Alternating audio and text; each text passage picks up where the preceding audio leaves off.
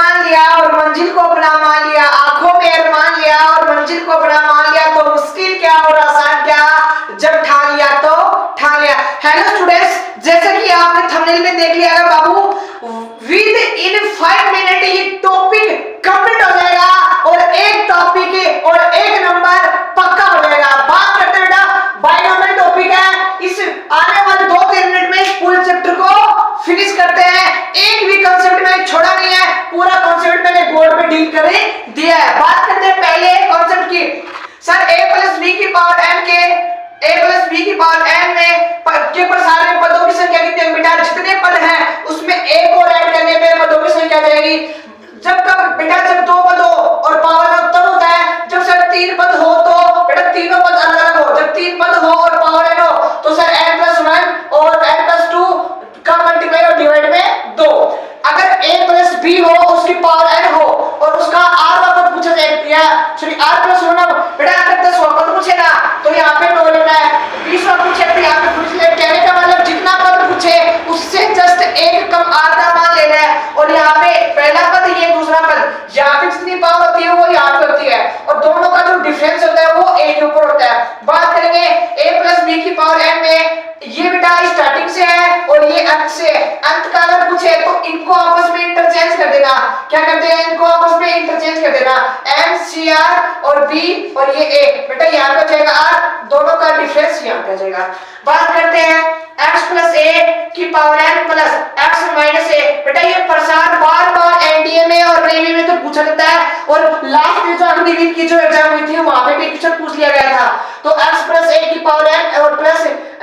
x minus a की power n, अगर power सम है तो बेटा 2 का भाग देके 1 जोड़ दो, 2 का भाग देके 1 जोड़ दो, और सर अगर विषम है तो n+1 और डिवाइड में 2 का भाग देना है। जब ये पावर विषम आ जाए तब सर यहाँ पे प्लस की जगह माइनस आ जाए तो पापा देखो विषम में तो वही कंसेप्ट रहेगा, प्लस वाले में माइनस वाले में विषम वाले में कोई फर्क नहीं पड़ेगा, लेकिन सब में क्या एक घट जाएगा बेटा, ये वाला एक है ना वो नहीं आएगा, तो सर क्या जाएगा n/2 सीधा आपका आंसर आ जाएगा। बात करते हैं x प्लस a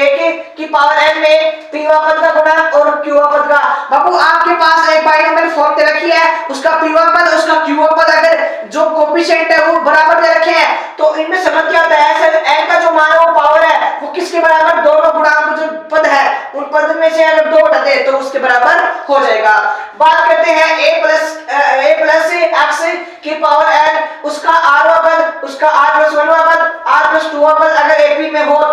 तो बेटा ये संबंध होता है n माइनस का 2r। n r क्या है, यहाँ पे सबसे छोटा वाला पद, जैसे 5 6 7 तो पद कौन सा, r का मान 5 हुआ, तो सर n माइनस का r 2r की पावर 2 और यहाँ पे n प्लस का 2 आ जाएगा। याद रख लेना मुन्ना भाई, थोड़ा बहुत तो आपको संघर्ष करना पड़ेगा। सर x की पावर अल्फा प्लस माइनस ये मैटर नहीं चाहिए, प्लस हो चाहे वो माइनस हो, डिवाइड में क्या है x की पावर बीटा की पावर n। अगर बेटा ये तो पूछे ऐसे नहीं पूछता कि प्रसार x की पावर 5 का गुणांक बताओ, 10 का गुणांक बताओ, तो बेटा x की पावर m का या फिर स्वतंत्र पद x की पावर m पूछे तो r का मान निकाल लेना। r का मान निकालने से आपको पता चले r का मान 6 आ गया तो पद कौन सा हुआ, 7वां, देख कौन सा यहाँ पे लिखा है, अगर यहाँ पे 6 है तो यहाँ पे कौन सा 7 जाएगा, तो कहने वाला x की पावर m वाला पद बेटा इस वाली पावर को इस वाली पावर से पहले करना मल्टीप्लाई, जितना पद पूछे x की पावर 5 का गुणा x की पावर 10 का गुणा उसमें से घटा दो और डिवाइड में क्या करना है, इस वाली पावर को इस वाली पावर को हमेशा क्या करना है, ऐड करके डिवाइड करना है।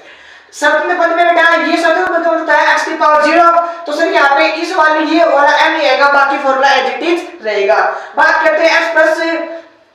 y प्लस z की पावर n के गुणांकों का योग। बेटा आपके पास कोई भी प्रसार देते उसके गुणांकों का योग पूछ ले तो सबकी जगह 1 रख देना, आंसर आ जाएगा। जैसे कुछ भी रखो, चाहिए कितने गुणांकों से कुछ भी हो, कितनी पावर हो, वहां पे हमेशा 1 रखना, आपको आंसर आ जाएगा। मिडिल टर्म पूछे बेटा, मध्य पद पूछे तो सर a प्लस b की पावर में n है तो सर n विषम भी हो सकता है, विषम भी हो सकता है। बाबू अगर आपका पावर क्या है, सम है तो उसमें 2 का भाग दे दो और 1 जोड़ दो, जैसे 5 6 आ गया तो 6 में 2 का भाग दो तो 3 हो जाएगा, तो अपना मध्य पद कौन सा होगा, चौथा होगा, यानी 1 प्लस करना होगा। अगर विषम पूछे तो n+1 की पावर 2 n+1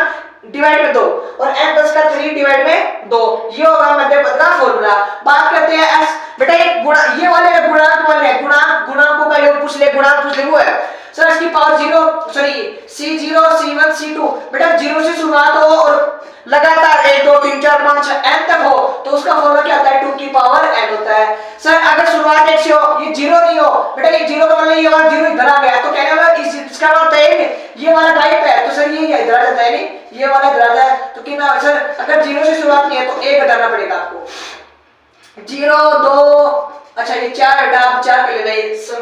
नहीं है ये सम है बेटा। अगर आपके पास सम आ जाए 0 2 4 6 8 सम वाले का आंसर कितना 2 की पावर n माइनस का 1 और सम वाले का आंसर 2 की पावर n माइनस का 1 जितनी पावर है लास्ट अंतिम उसमें से कम कर दो वो 2 की पावर हो जाएगी। बात करेंगे बेटा ये सब दिख रहे हैं क्या आपके पास ये a1 है ये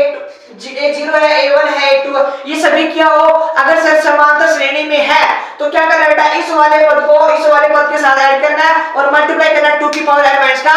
1 से मल्टीप्लाई करना है। जैसे बेटा 2 3 4 किसमें है सर समांतर श्रेणी में है दोनों का अंतर सेम सर 2 3 4 समांतर श्रेणी तो इस वाले को जोड़ देंगे मैंने जोड़ दिया और मल्टीप्लाई किससे करना है 2 की पावर n माइनस का 1 से। कई बार ये कर लेता है ये 0 नहीं देता है इस वाले को इधर लेके नहीं माइनस से को कर देगा ठीक है। हाँ जी सर अच्छा हाँ सर जितना 0 मतलब n का मान जितना उससे प्लस नीचे जितना पूछे उससे 1 प्लस नीचे जैसे 0 तो 1 1 है तो 2 2 है तो 3 n है तो n बटे 2 तो करना क्या है 2 की पावर n माइनस का 1 सो 2 की पावर n प्लस का 1 और डिवाइड में n प्लस का 2 यानी लास्ट वाला पावर हमेशा लास्ट वाला पावर डिवाइड में और लास्ट वाला पावर ही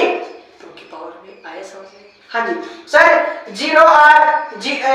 0 r 1 r plus 1 2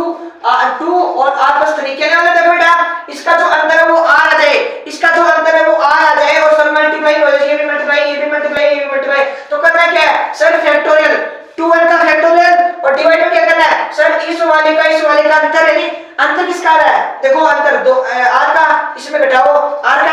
अंतर अगर r का है तो सर n माइनस का r और n प्लस का r ये पूरे बाइनोमियल का क्या हो गया कांसेप्ट हो गया। आई होप आप सभी को ये वीडियो समझ में आएगा। मैं साइड में देता हूं आप स्क्रीनशॉट भी ले सकते हैं अगर जिस भी बच्चे को समझ में नहीं आया बाबू स्क्रीनशॉट ले लो और इन क्वेश्चनों को कहीं भी फॉर्मूले को एक जगह टाइप कर दो और इनको फोड़ डालो। जय हिंद वंदे मातरम।